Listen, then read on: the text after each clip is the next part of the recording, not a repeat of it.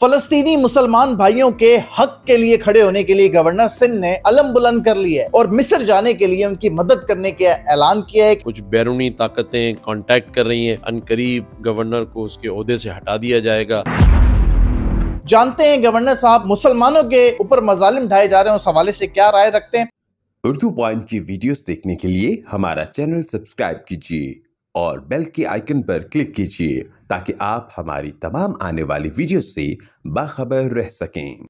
Governor साहब दिल बड़ा खुश है, आप यकीन करें बहैसियत मुसलमान हमने पहली दफा देखा कि पाकिस्तान के किसी सियासतदान ने फलस्तीनी मुसलमान बहन भाइयों के लिए साथ खड़े होने के लिए अमली तौर पर अलम बुलंद किया है। लोग बयानात तो देते हैं लेकिन आपने अमली जामा पहनाने की कोशिश की है। आपने ऐलान किया कि मैं मिस्र जाऊंगा और मस्जिद अक्सा में नमाज भी अदा करूंगा।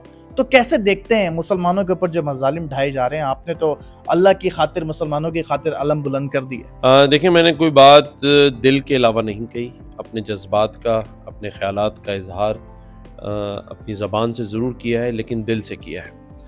आप आज गवर्नर हाउस की चारों दीवारें जो कि 11 एकड़ पे मुहित हैं, उस पर आप अगर अपने कैमरामैन को कहें कि दिखाए कि किस तरह हमने फ़लस्तीन के झंडे आवेज़ा किए हैं और किस तरह पूरी स्ट्रीट पर बिल बोर्ड्स लगाए हैं और ये दिखाया है कि सिर्फ हम खड़े ही नहीं हैं लेकिन दिल से खड़े हैं।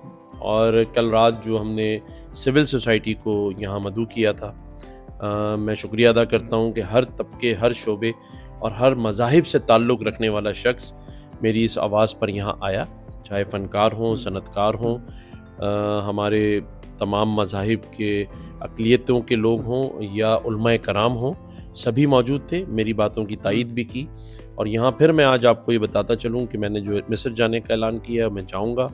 मैं यूएस और यूके भी जाकर जो इज़राइल की एम्बेसीज़ हैं उनके बाहर जाके अपना पुरअमन एहतजाज रिकॉर्ड कराऊंगा, अपनी बात उनके हवाले करूंगा, याददाश्त पेश करूंगा और एहतजाज भी करूंगा कि ये जो मजालिम आम आवाम पर देखें, मेरा ये कहना है कि जंग लड़ें, हमास के साथ इजरायली हुकूमत या उनकी आर्मी लड़ रही है, बॉर्डर्स पे लड़ें, एक दूसरे को शिकस्त दें या फाते हों, लेकिन ये किसी सूरत कबूल नहीं होगा बहैसियत मुसलमान कि मैं ये अपनी आंखों से देख रहा हूँ कि मासूम बच्चों पर बम बरसाए जा रहे हैं, हॉस्पिटल्स पे बरसाए जा रहे हैं, स्कूलों पे बरसाए जा रहे हैं, आम आबादी पर बरसाए जा रहे हैं। ये किसी तौर पे काबिले कबूल नहीं है। गवर्नर साहब, बहुत सारे हुकूमती नुमाइंदे ऐसे हैं जो बात भी नहीं कर रहे। कुछ लोग तो मुसलमानों के हक में बयान दे रहे हैं, बहैसियत मुसलमान उनका फर्ज भी है, लेकिन बहुत सारे हुकूमती नुमाइंदे ऐसे हैं जो बात भी नहीं करते। उनको तो खैर आप या मैं मिल के चूड़ियाँ भिजवा दें ताकि वो चूड़ियाँ पहन लें। आप वाहिद गवर्नर है, मैंने जिस तरह पहले कहा, पाकिस्तान की तारीख के, जिन्होंने खुद वहां जाकर मुसलमानों के साथ खड़े होने का ऐलान किया। मस्जिद अक्सा में नमाज भी अदा करेंगे आप? जी, मुझे अगर सफरी दस्तावेज़ात वीज़ा मिला वेस्ट बैंक जाने का तो मैं वादा करता हूँ कि ज़रूर जाऊँगा। मैंने कुछ बातें की, जज्बात में की, अपने जो इस्लामी मुसलमान होने का एक शर्फ हासिल है उस हवाले से की, जिसमें कोई सियासत नहीं थी। आज सुबह ही मैं आपको भी शेयर कर लेता हूँ, मुख्तलिफ सोशल मीडिया से मुझे बताया जा रहा है कि जी डिसाइड कर रहे हैं अनकरीब गवर्नर को उसके ओहदे से हटा दिया जाएगा, कुछ बैरूनी ताकतें कांटेक्ट कर रही हैं।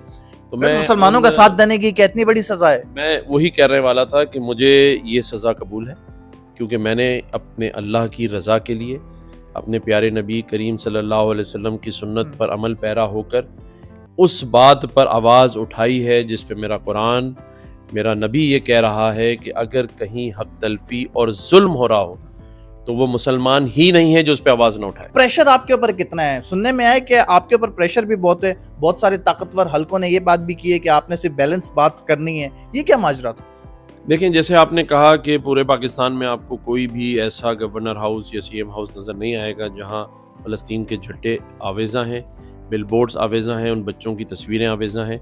अगर मैं भी नहीं लगाता तो इसको बैलेंस कहते हैं, और अगर मैं भी इतनी सख्त बात ना करता तो उसको बैलेंस कहते हैं। तो मैं बैलेंस नहीं करूँगा, ये मेरा और मेरे अल्लाह का मामला है। मैं आवाम से भी ज़रूर कहूँगा कि दुआ करें कि अल्लाह ताला उन फ़लस्तीन के मासूम बच्चों की और उनके माँ बाप की हिफाजत फरमाए और इन जालिमों से उनको निजात दे। आखिरी सवाल आपसे करेंगे, आप मिस्र अगर जाते हैं तो आपके साथ कौन कौन लोग होंगे, क्या क्या चीज़ें आप मुसलमान बहन भाइयों के लिए लेके जाएंगे, कैसे उन्हें रिलीफ देंगे, ये सारा प्लान है क्या?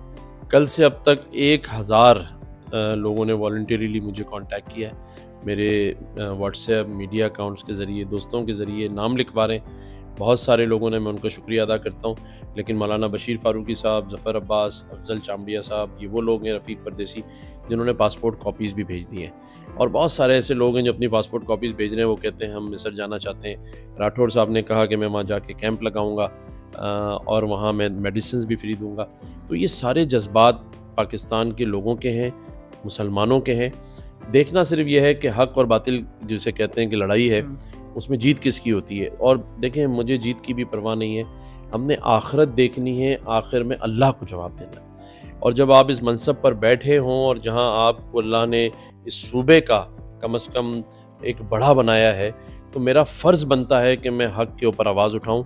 और जो जालिम हैं और जो मज़लूमों पे जुल्म कर रहे हैं, अगर हम कुछ और नहीं कर सकते तो उनके लिए आवाज़ तो बुलंद कर सकते हैं ना, वो मैं कर रहा हूँ। बहुत बहुत शुक्रिया। अल्लाह पाक आपको इस नेक मकसद में कामयाब कराए।